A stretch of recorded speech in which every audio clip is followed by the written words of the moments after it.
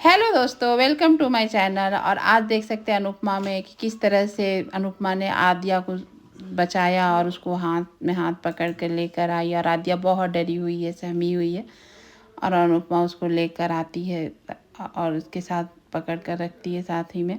और अनुज को मैसेज भी कर देती है कि आद्या मिल गई है और वो अपने पास रखी है। और इधर अनुज भी श्रुति को मैसेज कर देता है और कि आद्या मिल गई है, अनुपमा के पास है। तो वो लोग दोनों अनुपमा के पास आने के लिए निकल जाते हैं। और इधर आद्या को लेकर वो रेस्टोरेंट में आ जाती है अनुपमा, जहाँ अनुपमा काम करती है। और वहाँ यशदीप और सारे स्टाफ रहते हैं। सब मिलकर देखकर इन लोग की हालत, आद्या को सब कोई बैठाता है, पानी उनी देते हैं। और ये यशदीप आकर जूस वूस भी देते हैं और साथ में अनुपमा को भी पानी पिलाते हैं। आद्या बहुत डरी और सहमी हुई है। ये देखकर सब हैरान है कि आखिर क्या हुआ था क्या नहीं। तेजदीप ये सब देख रहे हैं और अनुपमा को भी पानी पिलाकर शांत करा रहे हैं।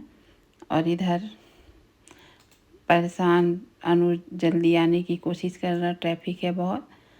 और इधर अनुपमा भगवान को शुक्र मना रही है, कान्हा जी को, कि आद्या अच्छी से बच गई, कुछ हुआ नहीं।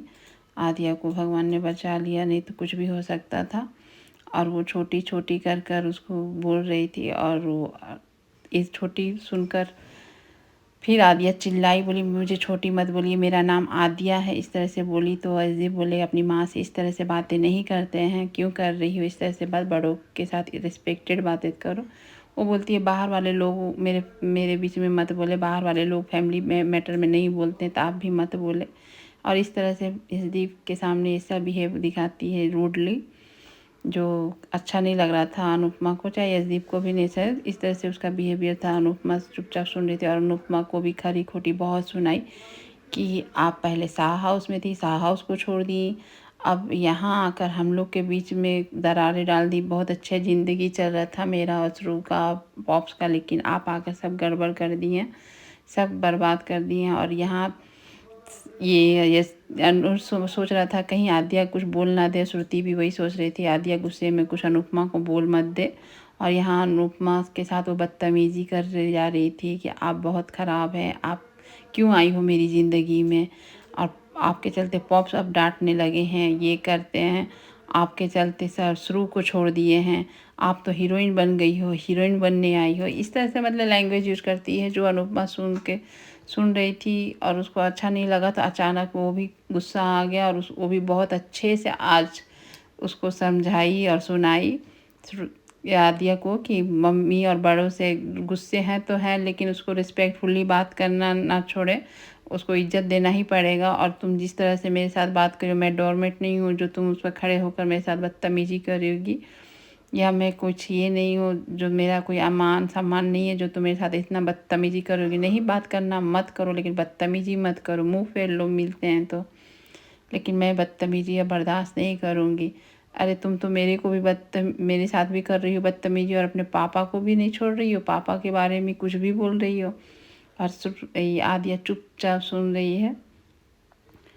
बहुत आज अनुपमा छोटी को बहुत बहुत सुनाई, बहुत समझाई, बोले कि तुम इतनी बदतमीज कब से हो गई हो, कब से ऐसी ऐसी बातें करने लगी हो, बड़ों के बीच में क्यों पड़ती हो। अभी आज तक तुम अपने स्कूल की ड्रेस नहीं आयरन करके पहनती होगी, लेकिन बड़ों के बारे, बड़ों के दुख को तुमको पता है, सारा दुख क्या तुम ही को मिला है, हम लोग बहुत अच्छे से ढोल नगाड़े बजा कर जी रहे हैं। इस तरह से वो बातें की, बहुत खरी खोटी बहुत सुनाई उसको कि समझना चाहिए आजकल के बच्चे किस तरह से बड़ों से बातें करते हैं, उनको रिस्पेक्ट दे, थोड़ा सा गुस्सा हो जाए तो उनको सब जानकारी हो, इस तरह से बातें करते हैं।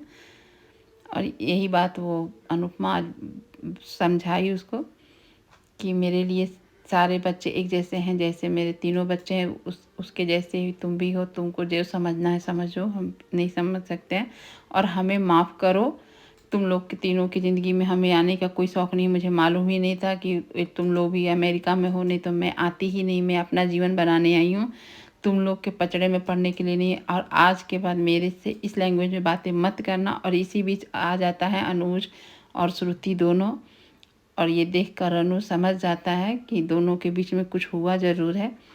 जो अनुज को डर था वो सही हो जाता है। और अनुज चुपचाप दोनों को देख रहा है, कुछ बोल नहीं पा रहा है।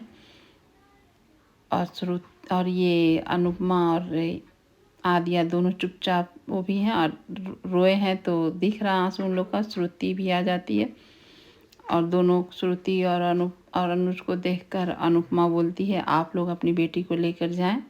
और ये सुनकर अनुज बहुत ये हो जाता है, कुछ बोल नहीं पाता है। सारे कोई है तो कुछ बोलता नहीं है वो, और अपनी आदिया को लेकर जा रहा है।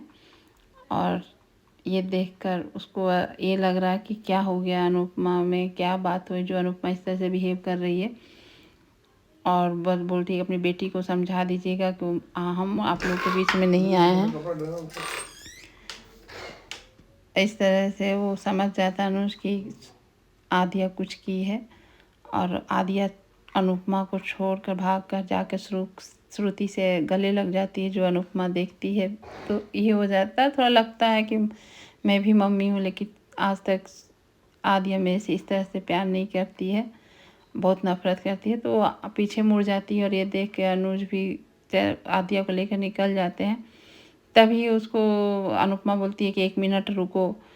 तो सब हैरान हो जाते हैं, क्यों अनुपमा ऐसे बोली? तो बोली अपनी बेटी का बैग लेके जाओ। तो ये सुनकर अनुज आता है और बैग अपनी बेटी को उठा कर ले जाता है और उसके लिए थैंक यू अनुपमा को बोलता है। आज का वीडियो आपको कैसा लगा बताइएगा ज़रूर। आज जो अनुपमा अपनी बेटी को जिस तरह से समझा रही थी बदतमीजी पर, हर पेरेंट को इस तरह से ही किसी न किसी समय समझाना ही पड़ता है। आजकल के बच्चे जिस तरह से अपने बड़ों से बात करते हैं वो सही नहीं है। Thank you for watching video.